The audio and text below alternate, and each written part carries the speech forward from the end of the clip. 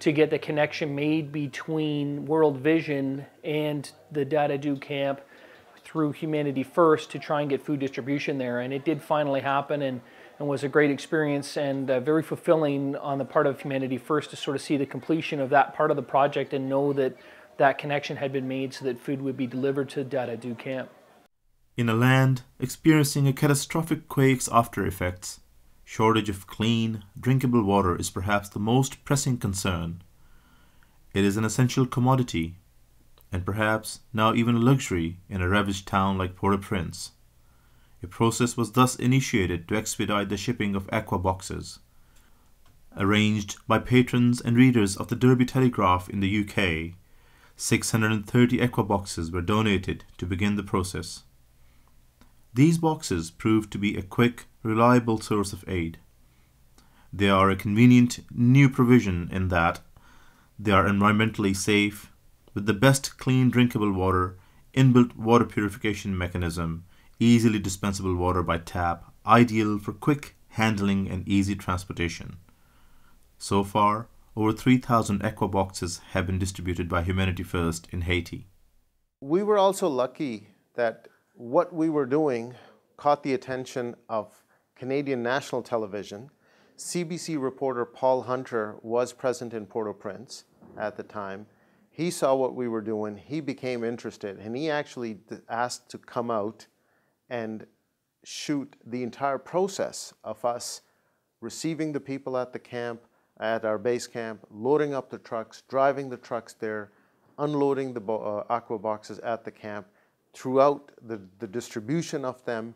And then we were also able to open one box for demonstration purposes and share with Paul Hunter and his CBC crew the contents of the box. So this box it's called an aqua box. It is from England.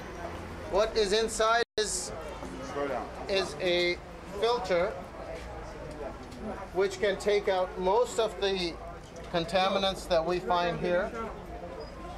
Also has some supplies for a small family.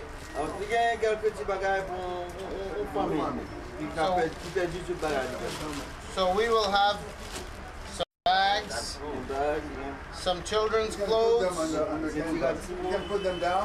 books, some supplies.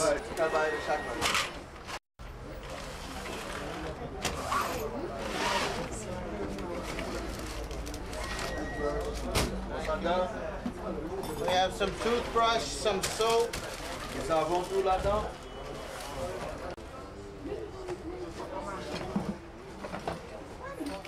We have some big nails for the construction, some other tools, some wire.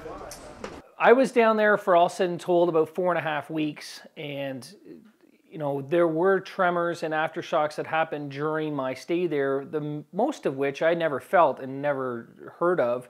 Some of the locals would ask if you felt them, and you know, I never did. And it wasn't until my last week down there that we had some good aftershocks in the middle of the night, and it was certainly an experience that I won't soon forget. I guess I went down with some naive preconceptions about what earthquakes would feel like, and had the opportunity to feel one the second night of that experience down there. And it was quite a violent shaking of the ground. It didn't last for very long, but it resulted in our entire camp getting up and ending up out in the street and just trying to make sure that everyone was looked after and that no other buildings were coming down while we were there. So certainly it gives you some appreciation for what the Haitian people are going through. In North America here, as a physician, I see fractures all the time, but the difference is that the imposing force is transient. In other words, someone falls down, someone gets hit by a car, and then the force is finished.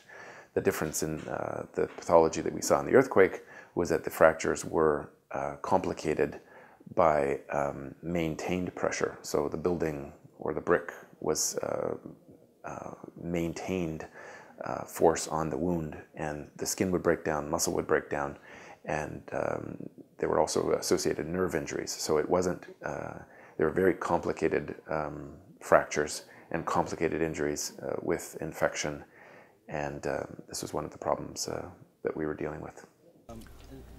The treatment of trauma-related injuries was an ongoing challenge for the always short-handed medical services staff in the area. In spite of the limited resources and skilled hands, complex surgical procedures to heal irreparable toxic wounds were carried out in various medical services camps. One such young woman was in danger of losing both her arms that had been crushed and now with severely infected wounds. An amputation was seen as the last resort. However, she remained adamant in refusing that outcome. When she approached Humanity First, it was like a saving grace.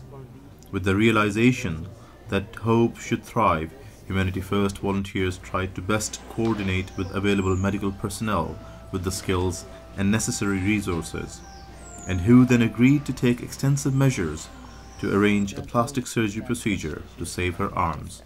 A new chance for a weary and ailing woman, most of whose life was ahead of her. Also, as it happened that Lieutenant Colonel LaPlante, who was a commanding officer of the helicopter battalion, was present at the clinic at the time of the inauguration.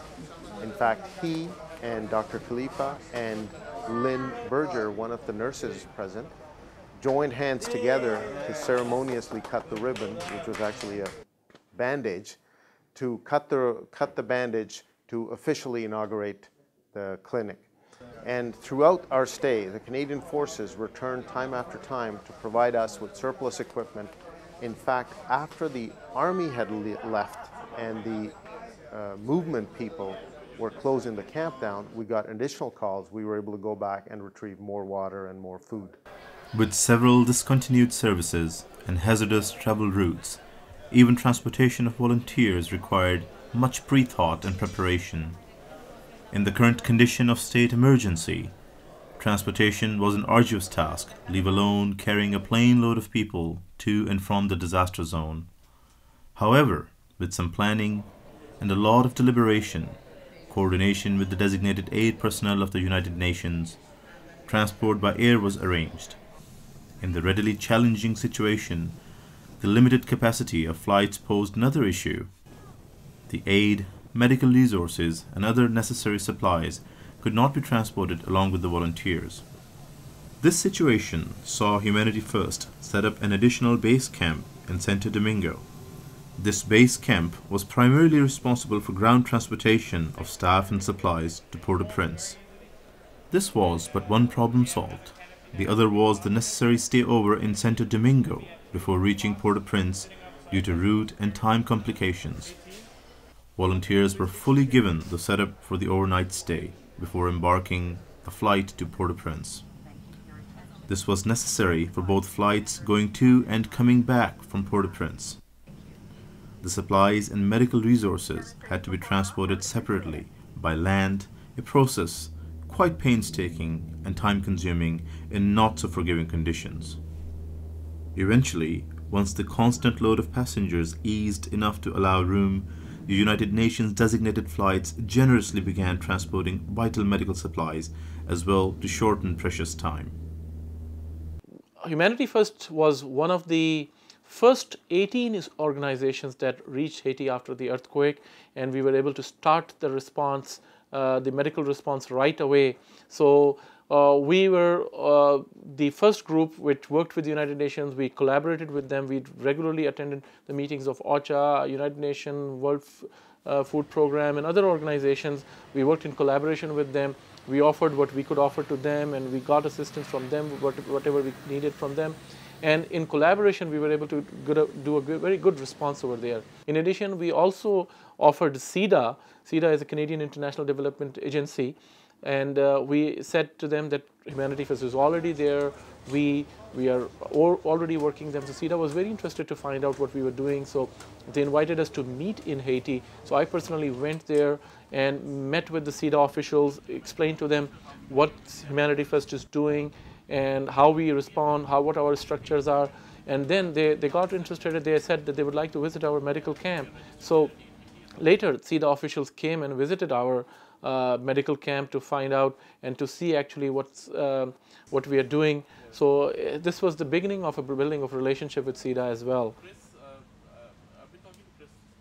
The children were perhaps the most pained survivors of the catastrophe that struck their land.